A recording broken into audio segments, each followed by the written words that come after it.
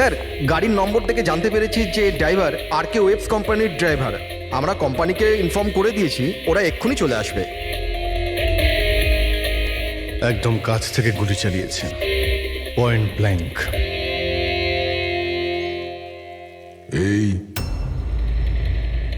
টায়ারের মার্কস, মনে হচ্ছে এখানে কোনো দ্বিতীয় গাড়ি ছিল। আশপাশটা দেখুন, কিছু পাওয়া যায় কিনা। এর গাড়িটাকে গিয়ে দেখি।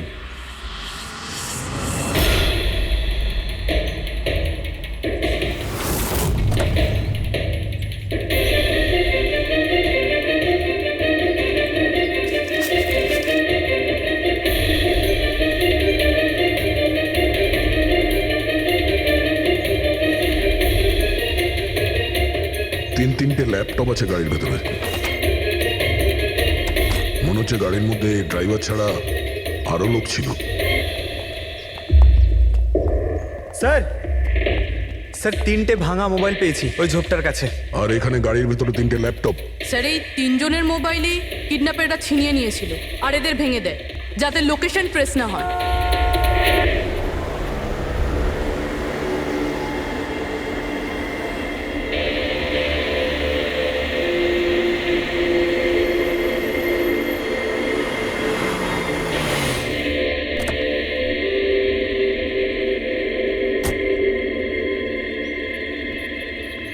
এক্সকিউজ মি,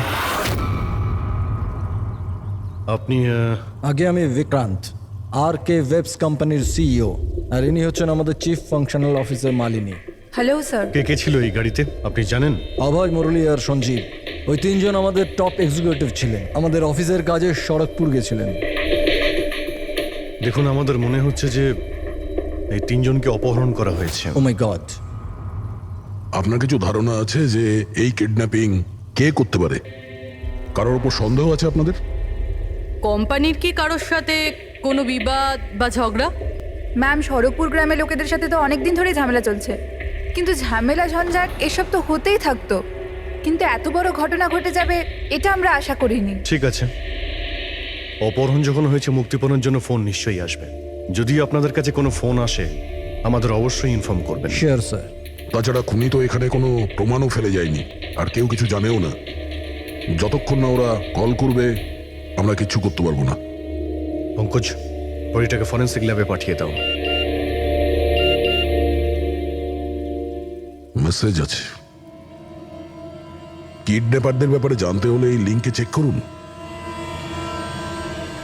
অনেক হলো ইঁদুর বিড়ালের খেলা, এবার বাস। আমাদের জমি, আমাদের মাতৃভূমিকে বন্ধা করার যে অপরাধ RK ওয়েবস করেছে, ওর ক্ষতিপূরণ করতে হবে 50 কোটির হিরে। তোমাদের কাছে 2 দিন আছে, 2 দিন। যদি একটু চালাকি করো না। স্যার, এ তো ওকে মেরেই ফেললো। স্যার, স্যার এই ভিডিওটা ওরা টিভিতে দেখাচ্ছে। কিন্তু এই ফুটেজ চ্যানেলের লোকেরা পেল কোথা থেকে? এরকম ধরনের ফুটেজ আপনারা ন্যাশনাল টিভিতে দেখাচ্ছেন? হ্যাঁ, আরে আপনাদের কোনো মানবিকতা বিবেক বলে কিচ্ছু নেই নাকি? হ্যাঁ, অন্তত জনসাধারণের প্রতি দায়িত্বটা বোঝা উচিত ছিল। কিন্তু স্যার, সাধারণ লোকের কাছে খবর পৌঁছে দেওয়াটাও তো আমাদের দায়িত্ব। ব্যাস ব্যাস, এই দায়িত্বের কথা আপনারা বলবেন না, বুঝেছেন? এই দায়িত্ব পালন করতে গিয়েই তো আপনারা ভুলে যান একজনকে খুন করা হচ্ছে আর আপনারা তার ভিডিও দেখাচ্ছেন, কিন্তু এটা ভেবে দেখছেন না যে ওর মা বাবার কি অবস্থা হবে, ওর স্ত্রীর কি অবস্থা হতে পারে, আর ওর বাচ্চাদের কি অবস্থা হতে পারে। কোনোদিন ভেবেছেন না? ব্যাস, চ্যানেলের টিআরপি বাড়াও, তাহলে আরো টাকা আসবে। স্যার, এতটা ভাবিনি। যখনই ফুটেজ পেয়েছি আমরা। কোথায় পেয়েছো ফুটেজ? কোথা থেকে পেয়েছো ফুটেজটা? স্যার, ওই ফুটেজটা আমি পেয়েছিলাম। কোথা থেকে? কেউ দিয়েছিল আমাকে। কে দিয়েছিল? স্যার, ওটা তো আমি জানি না। তার মানে 2 ঘন্টা আগে আমার একটা আননোন নাম্বার থেকে ফোন এলো। উনি বললেন যে ওনার কাছে নাকি RK ওয়েবস কোম্পানির বিরুদ্ধে প্রমাণ আছে, যে কিভাবে খড়গপুরের ওই জমিগুলো নষ্ট করার পেছনে ওদের হাত আছে। তো আপনি দেখা করেছিলেন? স্যার, দেখা করতে তো গেছিলাম, আর অনেকক্ষণ অপেক্ষাও করলাম, কিন্তু কেউ এলো না। তারপর আমি ওখান থেকে চলে এলাম। হ্যাঁ, যখন আমি আমার গাড়ির কাছে এলাম তখন দেখলাম গাড়ির উইন্ডশিপে একটা এনভেলাপ আটকানো আছে। ওই এনভেলাপের ভেতর একটা পেন ড্রাইভ ছিল। এই সব ফুটেজ আমি পেনড্রাইভ থেকে পাই। স্যার এই বাইরে আমি কিচ্ছু জানি না।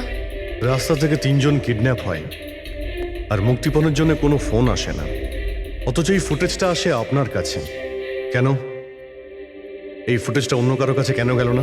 স্যার কারণ এই পুরো ম্যাটার আমি প্রথম থেকেই রিপোর্ট করছি। আরকিউএফস কোম্পানির জন্য গ্রামবাসীর যত অসুবিধা হয়েছে ওই সব আমি কভার করেছি, আর গ্রামবাসীর পক্ষ আমিই রেখেছি। হয়তো সেজন্যই। তাহলে তোমার এটা মনে হয় যে এই সব কিছুর পিছনে গ্রামবাসীদেরই হাত আছে?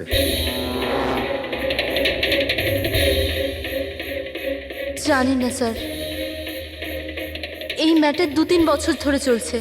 গ্রামবাসী প্রোটেস্টও করেছিল, হুমকিও দিয়েছিল, এমনকি পাথরও ছুঁড়েছিল।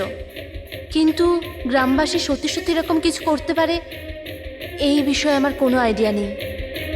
আমরা ঠিক খুঁজে বের করব, ঠিক খুঁজে বের করব এর পেছনে কে আছে। কাউকে আমরা ছাড়বো না।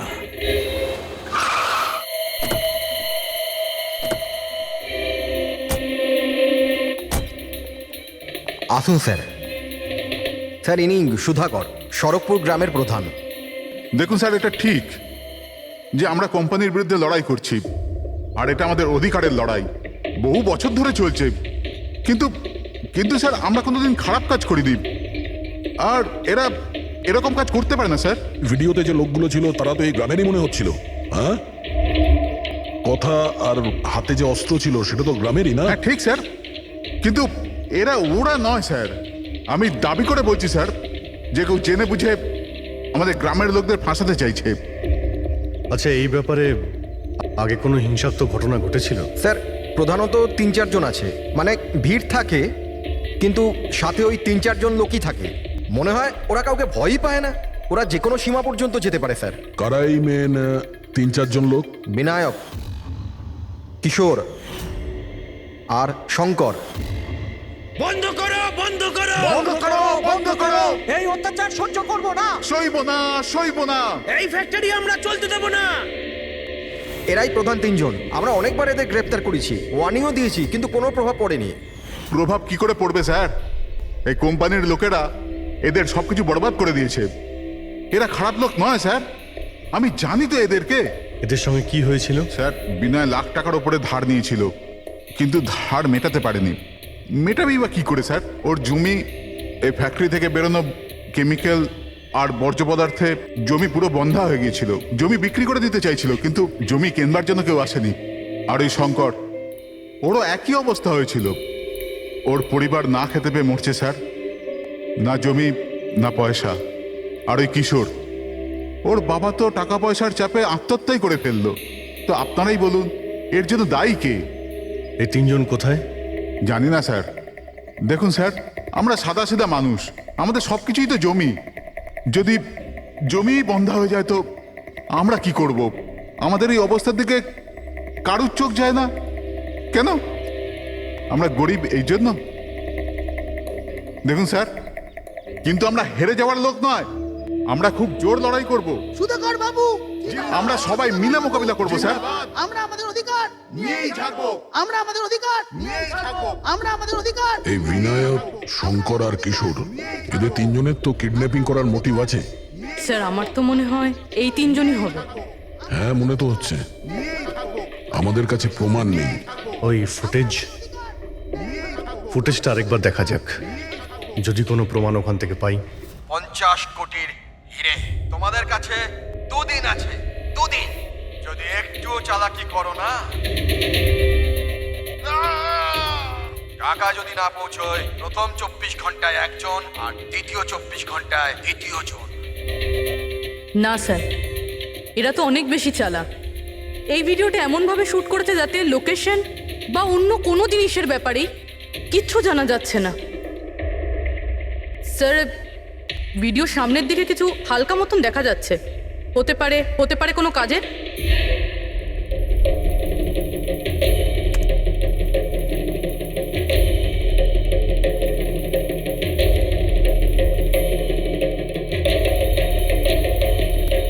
পাথর, একটু স্টপ করো, জুম করো।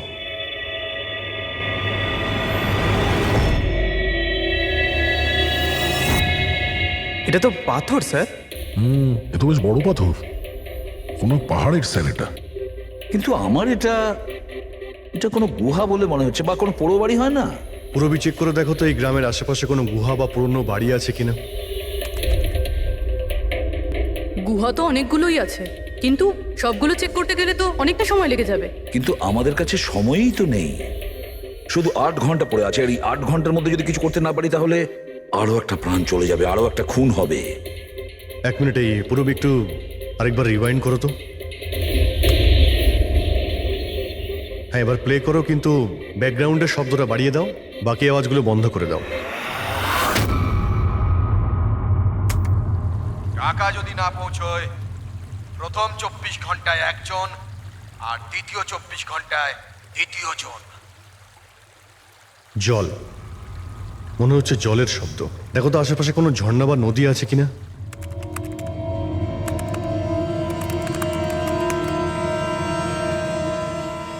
ইয়েস স্যার, একটা নদী তো আছে। স্যার ওইদিকে একটা গুহা আছে, যার পাশ দিয়ে নদীটা যাচ্ছে।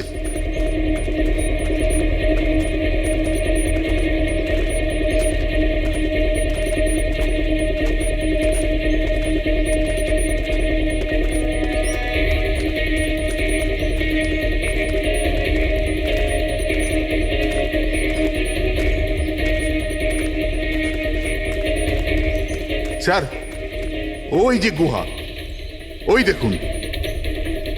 ঠিক আছে, আপনারা এখানেই দাঁড়ান।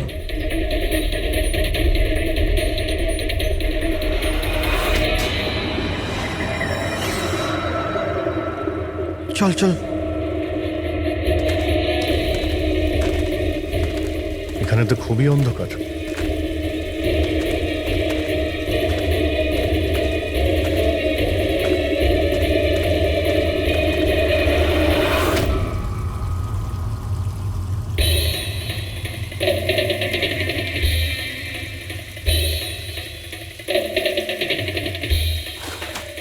ঠিক জায়গাতে এসেছি, কিন্তু আসতে দেরি হয়ে গেছে। মনে হচ্ছে গ্রামবাসীদের জানিয়ে আমরা ভুল করেছি, এদের মধ্যে কেউ খবর দিয়ে দিয়েছে। কিন্তু এই অভয় যাকে মারলো, তার লাশটা কোথায়?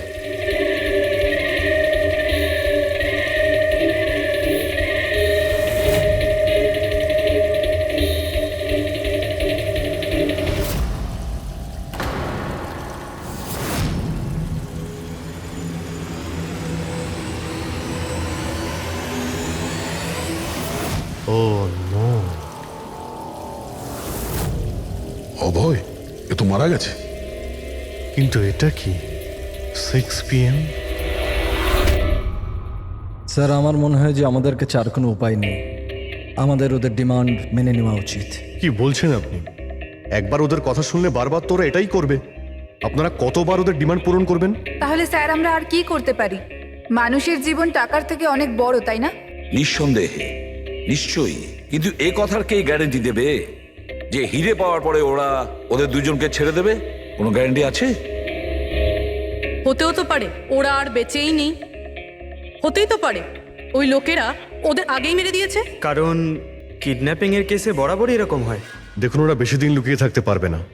গতবার তো ওদের কাছে আমরা পৌঁছেই গিয়েছিলাম, ব্যাস একটু দেরি হয়ে গিয়েছিল।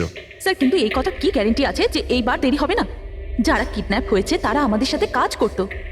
তাদের ফ্যামিলিজকে আমরা কি জবাব দেব যে আমরা মেনে নিয়েছি ওরা মারা গেছে, তাই আমরা পয়সা দিতে চাইছি না? এনার পরিচয়? স্যার, এ হলো প্রীতি, আমাদের কোম্পানির PR হেড। স্যার, আপনিই বলুন যে কোম্পানির এমপ্লয়িজরা কোম্পানির দায়িত্ব নয়? ওরা কোম্পানির কাজে গেছিল, সেখানে গিয়ে ওরা সমস্যায় পড়েছে। আর যদি ওদের কিছু হয়ে যায় তাহলে স্যার আমরা ওদের কি জবাব দেব? হ্যাঁ স্যার, আর ওই ভিডিওটার জন্য আমাদের কোম্পানির কত বদনাম হয়ে যাচ্ছে। আমাদের কোম্পানির শেয়ারসের দাম পড়ে যাচ্ছে। আর এই সময় যদি আমরা টাকার দিকটাই দেখি, তাহলে না আমরা ওদের জীবন বাঁচাতে পারবো, না এই কোম্পানিকে। I think she is right sir. এবার আপনি ঠিক করুন আপনি কি করবেন। আমার মনে হচ্ছে তোমরা দুজনে ঠিক কথাই বলছো। আমাদের হাতে আর কোনো অপশন নেই, আমরা ওদের হিরেটা দিয়েই দিই। কারণ আমি আমার এমপ্লয়ীদের জীবন নিয়ে ছিনিমিনি খেলতে পারি না। Please sir. সীমা, তাড়াতাড়ি, স্যার আপনার জন্য অপেক্ষা Yes. করছেন। Sorry sir, we are late. Interview শুরু করি? লেটস ডু ইট, আমাদের হাতে সময় বেশি নেই। চলো। আরকেওয়েভস কোম্পানির সিইও মিস্টার বিক্রম খুবই ইম্পর্ট্যান্ট অ্যানাউন্সমেন্ট করতে চলেছে। আসুন ওনার সাথে কথা বলি। মিস্টার বিক্রম, আপনি এত আর্জেন্টলি কেন ডাকলেন? আমরা কিডন্যাপার্সদের সমস্ত ডিমান্ড মেনে নিচ্ছি, শুধু ওদের কাছে আমাদের একটাই রিকোয়েস্ট, ও আমাদের এমপ্লয়িজদের কোনো অসুবিধা যেন না করে, ওদের কোনো রকমের কোনো ক্ষতি যেন না করে। Please, it's a request. দেখুন স্ক্রিনে যে নাম্বারটা ফ্ল্যাশ করছে সেই নাম্বারে কিডন্যাপার্সরা আমার সাথে যোগাযোগ করে হিরে কখন কিভাবে দিতে হবে সেটা আমাদের বলতে পারে। But again I would like to request one thing, please don't harm my employees. Thank you so much. Thank you. এক্ষুনি আপনারা আরকেওয়েভস কোম্পানির সিইও মিস্টার বিক্রমের কথা শুনলেন। উনি কিডন্যাপারদের ডিমান্ড মেনে নিয়েছেন। উনি কিডন্যাপারদের আপিল করেছেন যেন ওনার লোকেদের ছেড়ে দেওয়া হয়। আর এদিকে সিআইডি এই আশঙ্কা করছেন যে কিডন্যাপারটা ওদের লোকেদের আগেই মেরে দিয়েছে। এই খবরের আপডেটের জন্য সঙ্গে থাকুন আমাদের সাথে। চলুন স্যার।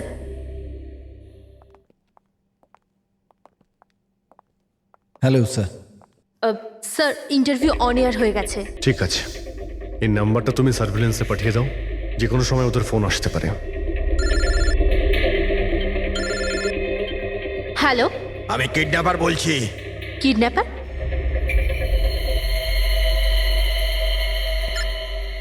শোনো, ওই যে হিরে আছে না, ওটা তুমি নিয়ে আসবে। এখানে তোমাকেই আসতে হবে, তাও একা। আমি? আমি কেন? হ্যাঁ তুমি। আর কোনো চালাকি করবে না, না হলে এদের দুজনের সাথে সাথে তোমাকেও প্রাণে মেরে দেবো। ঠিকানা পাঠিয়েছি মোবাইলে, হিরে নিয়ে ওখানেই দাঁড়িয়ে থাকবে। তারপর কোথায় যেতে হবে বলার জন্য আমি ফোন করব।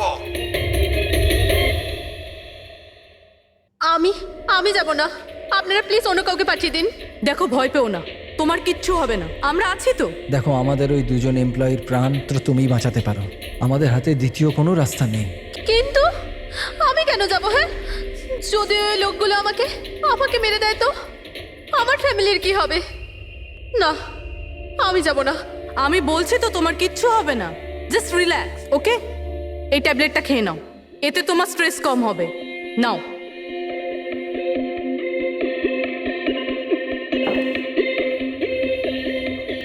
দেখো সীমা, আমরা তোমাকে একা পাঠাচ্ছি না, আমরা আশেপাশেই থাকবো, তোমার সঙ্গে ট্র্যাকিং ডিভাইস থাকবে, তুমি যেখানেই যাবে আমরা জানতে পেরে যাব। না স্যার, আপনারা কি শুনেননি ওরা কি বলেছিল?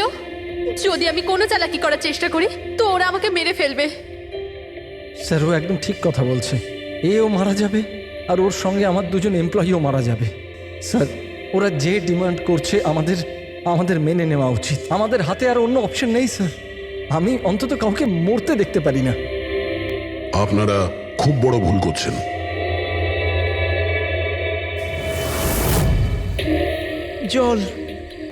জল, কেউ জল তো দিন অন্তত।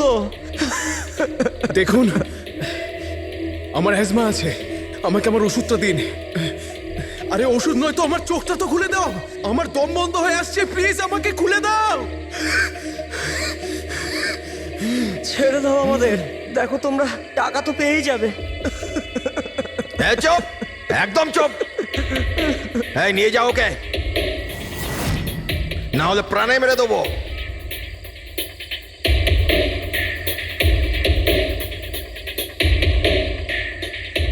জল খাবি না? জল চাই, এনে। আরে কেউ আমাকে ওষুধ তো দাও।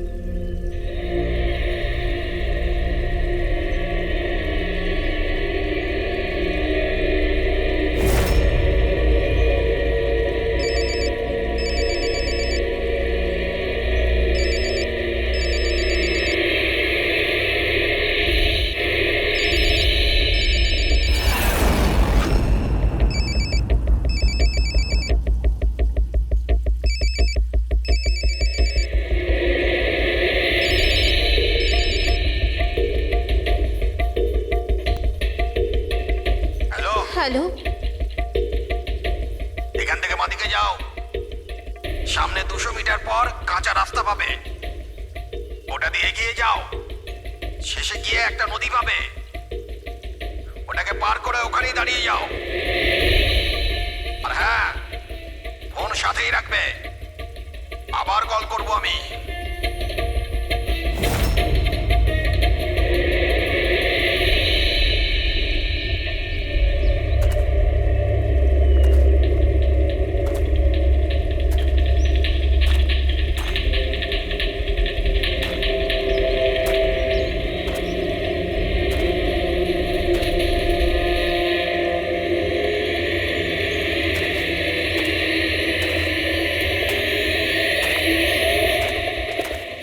এই সীমার গল্পটা তো এই কেসে নতুন মোড় নিয়ে এলো।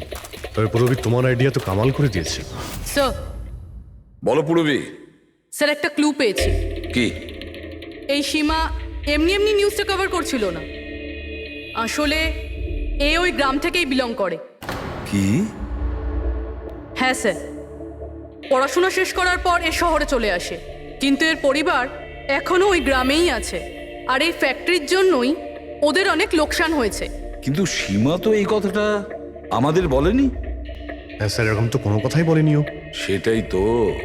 তার মানে স্যার এই সীমারও তো মোটিভ ছিল এসব ঘটনায় জড়িত হওয়ার জন্য। হ্যাঁ, হতেই পারে। ওই পেন ড্রাইভটা ওই পেয়েছিল, ওই কিডন্যাপাররা ফোন কলে ওকেই করেছিল। হ্যাঁ স্যার, আর কিডন্যাপাররাও হিরে পৌঁছানোর জন্য ওকেই বেছে নিয়েছিল।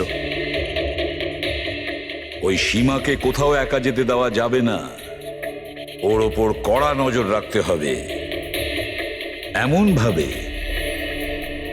যাতে ও কোনো মতেই বুঝতে না পারে, ও যেন কোনোভাবে জানতে না পারে।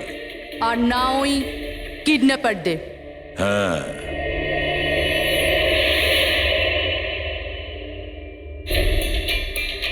পঙ্কজ, এটা একটা মাইক্রো ট্র্যাকার। ব্যাস, এইবার এটা যে কোনোভাবে এই ক্যাপসুলটা সীমাকে খাওয়াতে হবে। আমাদের কাজও হয়ে যাবে, আর ও বুঝতেও পারবে না।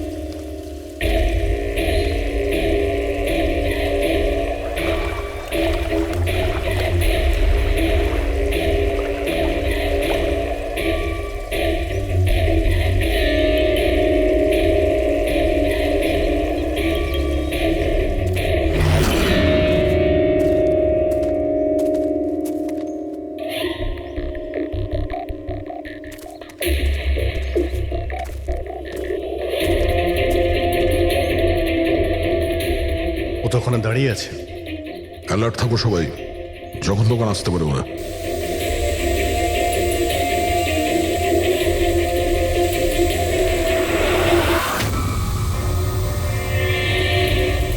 ড্রোন?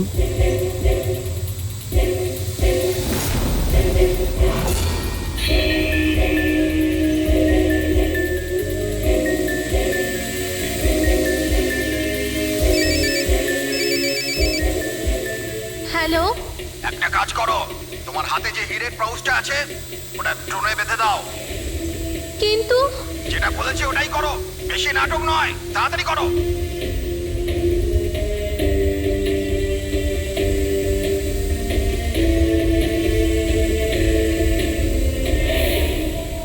হিরে তো ড্রোনে বেঁধে দিচ্ছে।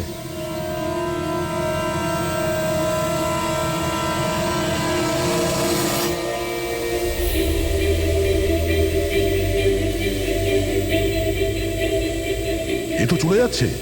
আরে ভাই, চলে গেলে কিছুই করতে পারবো না।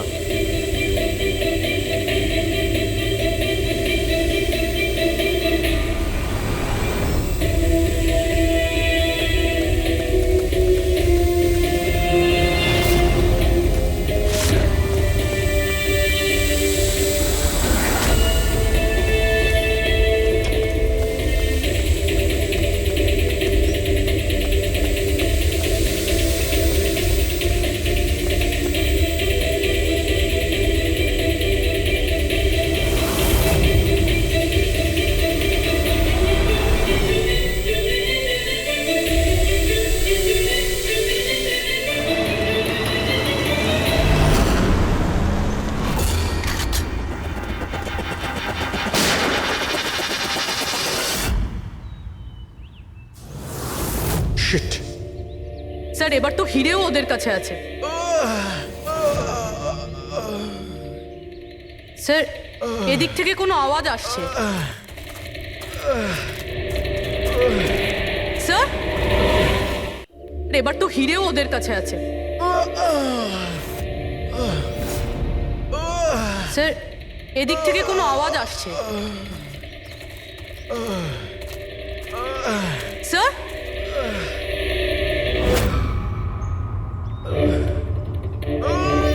সঞ্জীব,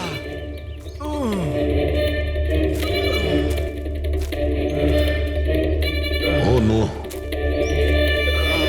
মুরলি,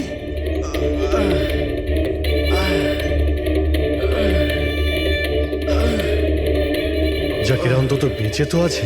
মনে হচ্ছে যাওয়ার সময় ফেলে দিয়ে গেছে। হ্যাঁ মিস্টার বিক্রান্ত, এই সঞ্জীব আর মুরলি এদেরকে আমরা পেয়ে গেছি, কিন্তু ওদের দুজনের অবস্থা খুব খারাপ। আপনারা একটা কাজ করুন, আমাদের কোম্পানির গেস্ট হাউস পাশেই আছে, ওদের ওখানে নিয়ে আসুন। সমস্ত মেডিকেল ফ্যাসিলিটিস ওদের ওখানেই দেওয়া হবে। ঠিক আছে। স্যার, এই সঞ্জীব আর মুরলি, কমপক্ষে এদের জীবনটা তো বেঁচে গেল। হ্যাঁ, কিন্তু ওরা কারা ছিল? কারা ছিল ওরা?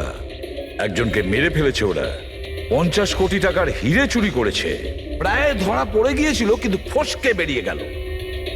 আর আমরা কোনো সূত্রই পেলাম না, একটাও সূত্র পেলাম না। রবি কিছু জানতে পারলে যে এই তিনজন লোক, বিনায়ক, শঙ্কর আর কিশোর, এই দুদিন কোথায় ছিল? স্যার, পুলিশ ওদের ওপর নজর তো রেখেছিল, কিন্তু স্যার এই বিনায়ক কিছুক্ষণের জন্য উধাও তো হয়েছিল। আচ্ছা, কোথায় গিয়েছিল কেউ জানে না। কিন্তু এই কাজটা গ্রামের লোকেদের হবে এটা মনে হচ্ছে না। গ্রামের লোকেরা কি এইসব ইউজ করতে পারবে? মানে এই ড্রোন এগুলো ইউজ করা? অভিজিৎ, আজকাল এই ড্রোন কেনাটা কোনো ব্যাপার না, ইন্টারনেটে পাওয়া যায়, যে কেউ কিনতে পারে স্যার। যাই হোক, পঙ্কজ তো গেস্ট হাউসে আছে। একবার যদি সঞ্জীব আর মুরলির জ্ঞান ফিরে আসে, পুরো ব্যাপারটাই পরিষ্কার হয়ে যাবে। সঞ্জীব আর মুরলি, এবার আমাদের সবকিছুই ওই সঞ্জীব আর মুরলির ওপর রয়েছে।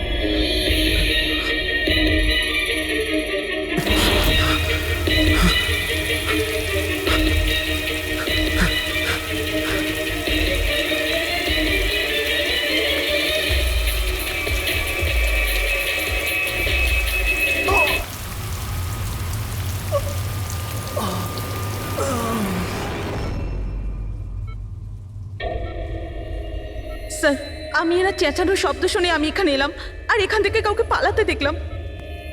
স্যার আমরা তো ভেবেছিলাম যে সব কিছু শেষ হয়ে গেছে, সব কিছু ঠিক হয়ে গেছে। স্যার ওরা তো হিরেটাও পেয়ে গিয়েছিল, তাই না? তাহলে এই খুন দেখুন না স্যার, মুরলি এখনো কত শক পেয়ে আছে। আপনাদের মধ্যে কেউ কি ওর মুখটা দেখতে পেয়েছিলেন? না স্যার। পঙ্কজকে জিজ্ঞাসা করি, হতে পারে ওই লোকটার মুখ দেখেছে। পঙ্কজ কোথায়? পঙ্কজ পাশের ঘরেই আছে, ডক্টর ওকে চেক করছে। আমি দেখছি। পঙ্কজ, তুমি ঠিক আছো? He is absolutely fine now. Thank you. কি হয়েছিল কি এখানে exactly? Sir I am really sorry sir, আমি ঘুমিয়ে পড়েছিলাম। স্যার অ্যাকচুয়ালি হয়েছিল কি বলুন তো, সঞ্জীব আর মুরলির ঘরে যখন যাই তখন ওরা ঘুমোচ্ছিল, তাই আমি বাইরে চলে আসি হলেও কিছু লোক ঘুমোচ্ছিল। ওখানে পাশেই একটা চেয়ার রাখা ছিল, ওখানে গিয়ে বসে পড়ি স্যার। জানি না বসে থাকতে থাকতে কখন ঘুমিয়ে পড়েছি, আর কিছু মনে নেই স্যার। সাডেনলি করিডোরের ওখানে একটা কাঁচ ভাঙার শব্দ হলো। শব্দটা পেয়ে আমি উঠি স্যার, আর আমি দৌড়ই। ওখানে যখন পৌঁছই স্যার, আমি এদিক ওদিক দেখতে থাকি, কি জানি কি হলো। তারপর পেছন থেকে কেউ খুব জোরে আমাকে মারলো। যে লোকটা তোমার মাথায় মেরেছে তার মুখটা তুমি দেখেছো? মানে গ্রামেরই কোনো লোক ছিল কি? হ্যাঁ, সে তো গ্রামের লোকই হবে। স্যার ওরা কিন্তু হিরে পেয়ে যাওয়ার ঠিক পরেই সঞ্জীব আর মুরলিকে ছেড়ে দিয়েছিল। তারপরেও এসব। হয়তো সঞ্জীব এমন কিছু দেখে ফেলেছিল যা ওর দেখাটা উচিত হয়নি।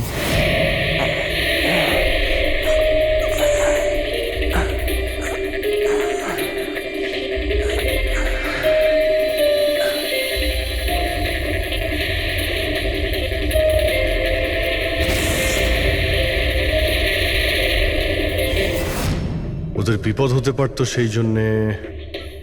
স্যার সঞ্জীব যদি এরকম কিছু দেখেই ফেলে, তাহলে সঞ্জীবকে আগেই কেন মেরে ফেললো না? তখন মারতে পারেনি বলেই তো এখন মেরে গেল। সমস্ত রুম বন্ধ ছিল, তো খুনি কাঁচ ভেঙে ভিতরে ঢুকেছিল না?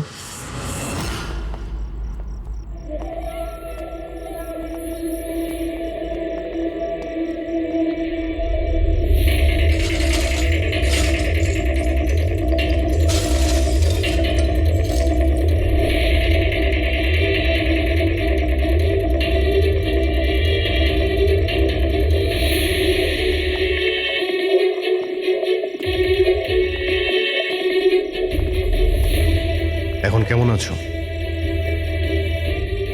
কাঁচটা তো বাইরে থেকেই ভেঙে দিয়েছে।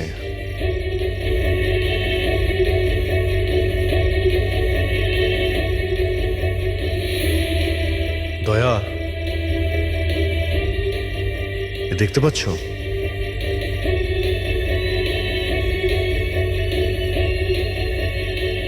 এটাই ব্যাপার। মেরে দিয়েছে, সঞ্জীবকে মেরে দিয়েছে, আর এরা আমাকেও ছাড়বে না। কিচ্ছু হবে না তোমার। যদি মারতেই হতো তোমাকে, তাহলে ও ওখানেই মেরে দিত। সঞ্জীবের কাছে শেষবার কে গিয়েছিল? আগে আমি গিয়েছিলাম, প্রায় 1টার সময় ওর জ্ঞান ফিরেছিল কিছুক্ষণের জন্য, আর জ্ঞান ফিরতেই ও প্রীতির সাথে কথা বলতে চাইছিল। তো আপনি কথা বলেছিলেন? হ্যাঁ স্যার, যখন ডক্টর আমাকে বললেন তখন আমি ওনার সাথে কথা বলতে গেছিলাম স্যার। ও যত তাড়াতাড়ি সম্ভব ওর নিজের ফ্যামিলির কাছে যেতে চাইছিল। আমি ওকে বললাম যে কাল সকালের মধ্যেই ব্যবস্থা করে দেবো।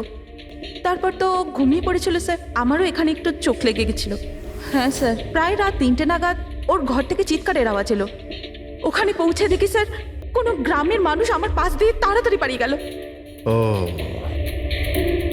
তো কেউ কাঁচ ভেঙে ভিতরে ঢোকে? জানালার কাঁচ বাইরে থেকে ভেতরের দিকে পড়ে, কিন্তু যদি কেউ বাইরে থেকে ভিতরে ঢোকে তো তার পায়ে লেগে কাঁচের টুকরোগুলো একটু সামনের দিকে আসা উচিত ছিল। কিন্তু অদ্ভুত ব্যাপার এটাই যে কাঁচের টুকরো আমরা সামনে পাইনি, আমরা শুধুমাত্র জানালার কাছেই দেখলাম। জানেন কিভাবে? ওটা এইভাবে যে কেউ জানলা থেকে ভেতরে আসেইনি, সির্ফ কাঁচ ভেঙে জানলার ও ওখান থেকে পালিয়ে গেছে। এ কিরকম কথা বলছেন আপনারা? যদি কেউ রুমের ভিতরে নাই আসে, তাহলে সঞ্জীবের খুন হলো কি করে? করেনি, খুন সে করেনি। প্রীতিদেবী, আমি আপনাকে একটা প্রশ্ন করব। যদি কেউ বাইরে থেকে ভিতরে না আসে, তাহলে রাত 3টের সময় আপনি কাউকে ভিতর থেকে বাইরে যেতে কি করে দেখলেন? তুমি ওই খুনিকে দেখোইনি, সেটা এই জন্যেই যে ওই খুনিটা আর কেউ ছিল না, তুমি নিজে ছিলে। প্রীতি, সঞ্জীব যখন আমাকে দেখা করার জন্য ডাকলো তখন ও খুব চিন্তিত ছিল। তখন ও আমাকে বললো যে গুহার মধ্যেও কিছু দেখেছিল।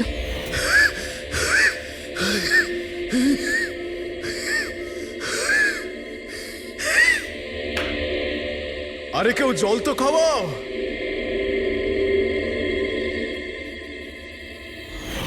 এসব কি বলছো তুমি? এরকম কিচ্ছু নয় স্যার।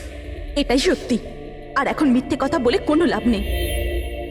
সঞ্জীব সত্যিটা জেনে গেছিল যে মুরলি কিডন্যাপ হয়নি, বরং ও নিজেই এই প্ল্যানের সাথে যুক্ত ছিল।